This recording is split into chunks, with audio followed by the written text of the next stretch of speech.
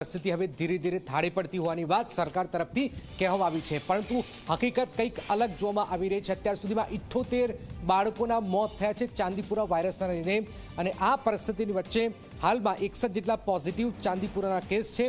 શંકાસ્પદ 78 જેટલા હાલમાં કેસ પણ જોવા મળ્યા છે। કુલ 162 કેસ મળ્યા છે, જેમાંથી 11 સારવાર હેઠળ છે।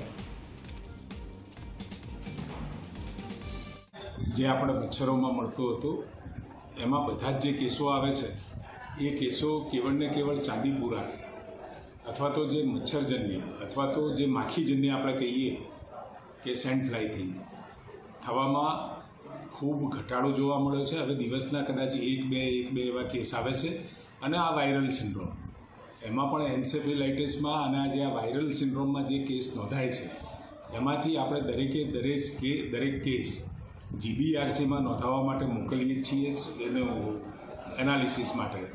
એમાંથી જે કેસ મળ્યા છે એ કેસ પ્રમાણે જે પોઝિટિવ કેસ છે એ 61 જેટલા છે, અને સસ્પેક્ટેડ કે જે ચાંદીપુરા સિવાય પણ જે આ વાયરલ સિન્ડ્રોમના કારણે 78 જેવા કેસ આપણને જોવા મળ્યા છે।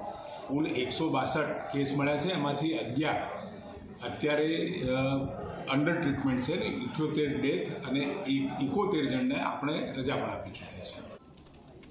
ગુજરાત